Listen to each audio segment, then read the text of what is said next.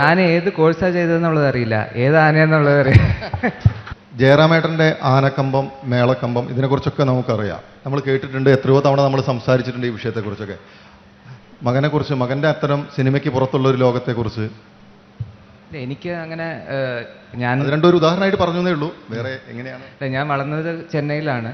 So നമുക്ക് അങ്ങനെ അപ്പം പറഞ്ഞ് കേട്ടുള്ളൊരു ഇതേ ഉള്ളൂ അതിനെപ്പറ്റി.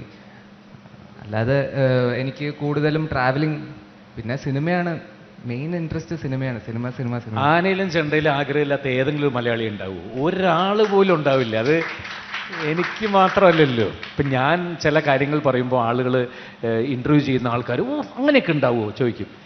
ആനകളെ തിരിച്ചറിയാമോ എന്ന് എൻ്റെ അടുത്ത് ചോദിച്ചാൽ കേരളത്തിലെ പ്രശസ്തമായിട്ടുള്ള ഒരു 25-30 ആനകളെ എത്ര ദൂരെ നിന്ന് കണ്ടാലും ഞാൻ തിരിച്ചറിയാമെന്ന് പറയുമ്പോൾ ചിലവരിത് എന്നെ കളിയാക്കി ചിരിക്കാറുണ്ട്.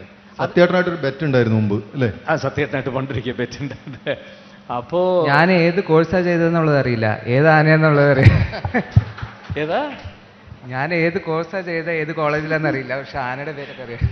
അല്ല, ഇത് ഒരു കേരളത്തിലുള്ള ആനപ്രേമിയായിട്ടുള്ള ഏതൊരു കൊച്ചുകുട്ടിയും പറയും ഇത് ഇന്നാനയാണ്, ഇത് ഇന്നാനയാണെന്ന് പറയും. അതിൽ വലിയതൊന്നും എനിക്ക് തോന്നുന്നില്ല. അപ്പം ആനയും ചെണ്ടയും ഉത്സവങ്ങളും മേളങ്ങളും ഇല്ലാത്ത ഒരു എല്ലാം ഇഷ്ടപ്പെടാത്ത മലയാളി ആരാ ഉള്ളത്? എനിക്ക് എന്താണെന്ന് വെച്ചാൽ ഈ സിനിമ ചെയ്താലും ഇല്ലെങ്കിലും എൻ്റെ പ്രേക്ഷകരുമായിട്ട് എപ്പോഴും അടുത്ത് നിൽക്കാനുള്ളൊരു ഭാഗ്യം എനിക്ക് എപ്പോഴും സിദ്ധിക്കാറുണ്ട്. കാരണം സിനിമയിൽ വരുന്നതിന് മുമ്പ് ആയിരക്കണക്കിന് 10,000-കണക്കിന് ആളുകൾ കൂടുന്ന അമ്പലപ്പറമ്പുകളിൽ മിമിക്രി കാണിച്ചാണ് കലാഭവൻ്റെ കൂടെ എത്രയോ വർഷം ആയിരക്കണക്കിന് സ്റ്റേജിൽ മിമിക്രി ചെയ്തിട്ടാണ് ഞാൻ സിനിമയിലേക്ക് വരുന്നത്.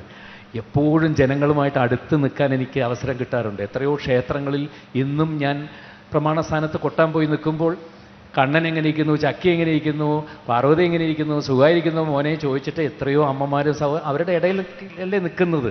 അതുകൊണ്ട് ഒരിക്കലും ഒരു സിനിമ ചെയ്യാത്തത് കൊണ്ട് അകന്നു പോയി എന്ന് എനിക്ക് തോന്നിയിട്ടേ ഇല്ല.